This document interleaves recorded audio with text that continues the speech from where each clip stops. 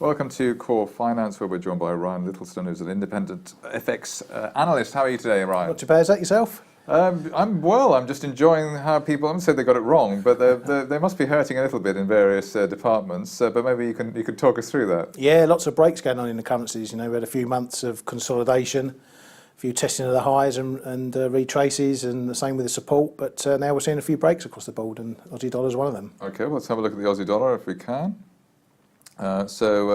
Nice little breakout there. It seemed to be quite, it's like done it in one go. Yeah, well, not really. I mean, it's been touching that level for the best part of a year now.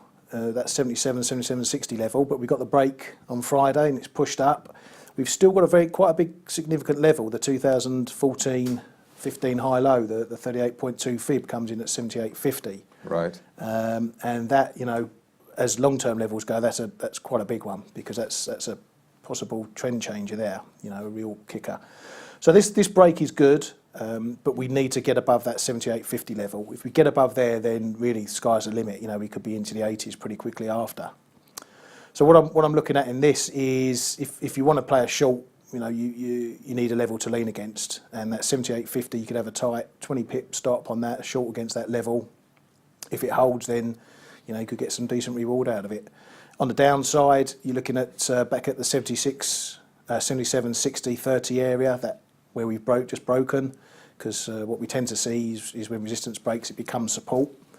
If that breaks, then your next level's down at the 76.90 level. Get under there, and that's the immediate pressure off, and we go south again. But it's been quite nasty from May. I mean, 3 steps up, 2 steps down from that low there. I mean, that was, I suppose you could play it on both sides, but, if you were saying, okay, this is going to rally, you would have had a very rough ride, wouldn't you? Yeah, you would, but then if you look at it since May, it's only 400 odd pips. If you compare that to dollar CAD and the hawkish slant that's got now, and that's down, some 1,200 pips in the same sort of time. So, it's not a big break just yet. It's a good move, but it's not a big break just yet. All right, so just have a look at that, because that is incredible. Great move there to the downside. Any thoughts on this?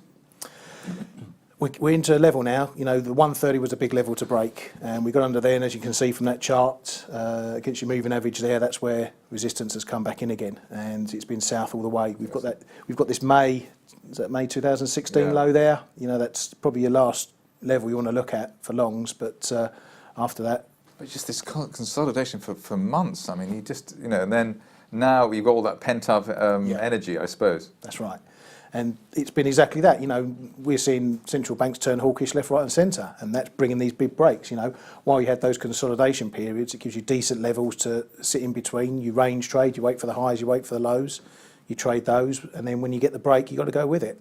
And drawing a trend drawing a trend line like that, is that something you would do, or is that just something you see afterwards?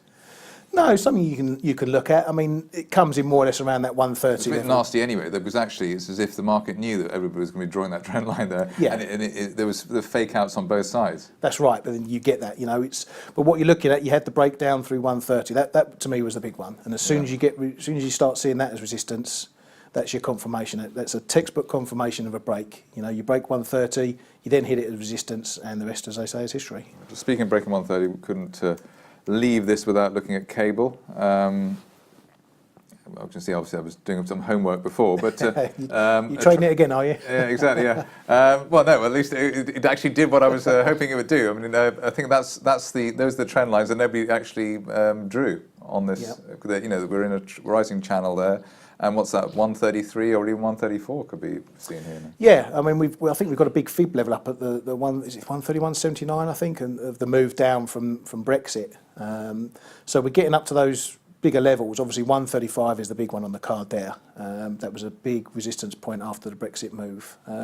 So we've got room to roam here. We've got a bit of room to roam. And so how do you play this? Because is it going to be fiddly now around the 130 area, or is it sort of like buy dips towards 130, or? Yeah, you can look at 130. I think we're fairly close to that now, or we're back under 131. Yeah. But 130 is the level. It's always a psychological level, these big round numbers. And as you can see from the chart there, that's where the old resistance was. So you can use that to lean against. Again, you can keep that a pretty tight long from there, 20 odd pips, and test the support. Okay, Brian Littlestone, FX strategist, thanks for coming in today. Thank you.